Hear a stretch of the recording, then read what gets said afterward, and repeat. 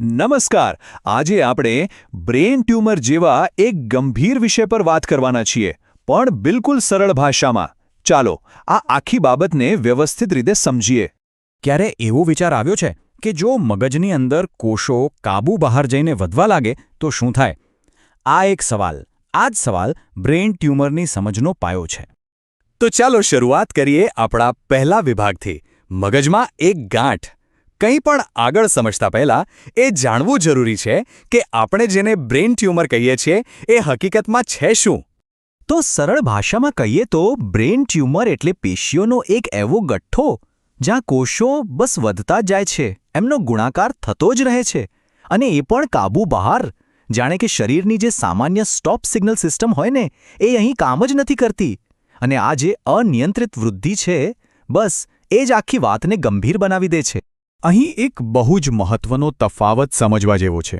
જુઓ, primary tumour એ છે જેની શરૂઆત જ સીધી મગજમાં થાય, પણ સેકન્ડરી ટ્યુમર, જેને મેટાસ્ટેટિક પણ કહેવાય છે, એ અલગ છે. એ શરીરના કોઈ બીજા ભાગમાં શરૂ થયેલા કેન્સરના કોષો જ્યારે મગજ સુધી પહોંચી જાય ત્યારે બને છે. હવે આવીએ આપણા બીજા વિભાગ પર, ટ્યુમરનું ગ્રેડિંગ. એક વાત ખાસ ધ્યાનમાં રાખવા જેવી છે કે બધા જ બ્રેન ટ્યુમર એક સરખા નથી હોતા. ડોક્ટરો એ કેટલા ગંભીર છે એ માપવા માટે એક ખાસ સિસ્ટમ વાપરે છે. આ વાક્ય આખી વાતનો સાર કહી દે છે. ટ્યુમરનો જે ગ્રેડ હોય છે એ માત્ર એક નંબર નથી, એ તો એના વર્તન વિશે, એના જોખમ વિશે બધું જ કહી દે છે. એમ સમજો કે આ એક પ્રકારનું થ્રેટ લેવલ એસેસમેન્ટ છે. તો ચાલો આ WHO ગ્રેડિંગ સિસ્ટમને થોડું નજીકથી જોઈએ. ગ્રેડ 1 એટલે કે ધીમી વૃદ્ધિ, જેના કોષો લગભગ નોર્મલ જેવા જ દેખાય. ગ્રેડ 2 આ પણ ધીમા તો ખરા, પણ આજુબાજુની પેશીઓમાં ફેલાઈ શકે છે. ગ્રેડ 3 આ માલિગ્નન્ટ એટલે કે કેન્સરગ્રસ્ત છે, અને એના કોષો બહુ ઝડપથી વધતા હોય છે. અને છેલ્લે ગ્રેડ 4 આ સૌથી ગંભીર સ્ટેજ છે, ખૂબ જ ઝડપી અને આક્રમક.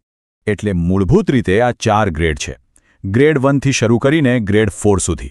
જેમ ગ્રેડ વધે એમ ટ્યુમરની ગંભીરતા અને આક્રમકતા પણ વધતી જાય છે. હવે આગળ વધીએ આપણા ત્રીજા અને બહુ અગત્યના વિભાગ તરફ, ચિહ્નોને ઓળખવા. સવાલ એ છે કે કોઈને કઈ રીતે ખબર પડે કે કંઈક ગડબડ છે? બ્રેન ટ્યુમર પોતાની હાજરીના સંકેત કેવી રીતે આપે છે?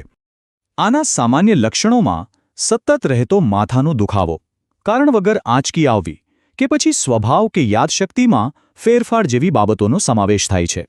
આ સિવાય ઉબકા ઉલટી, ખૂબ જ થાક લાગવો, કે પછી જોવામાં, સાંભળવામાં કે બોલવામાં તકલીફ થવી, આ બધા પણ સંકેતો હોઈ શકે છે.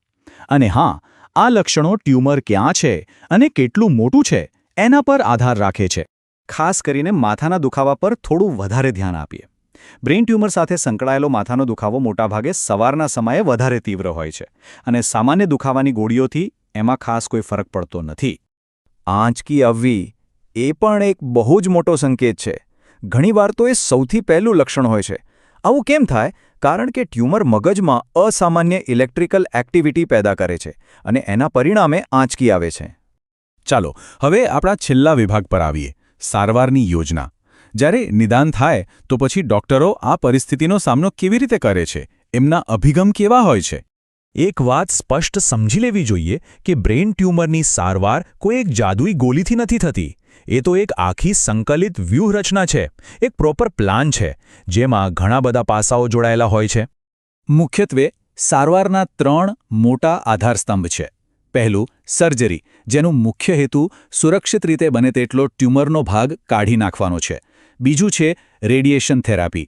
એમાં હાઈ એનર્જી કિરણોથી બચી ગયેલા ટ્યુમર કોષોનો નાશ કરાય છે.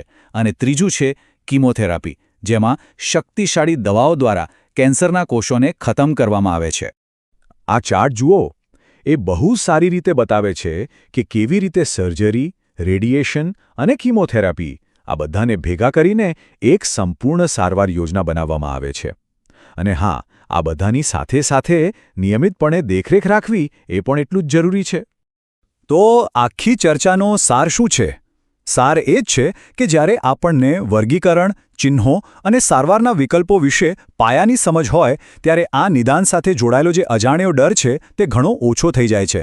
સાચી માહિતી હિંમત આપે છે.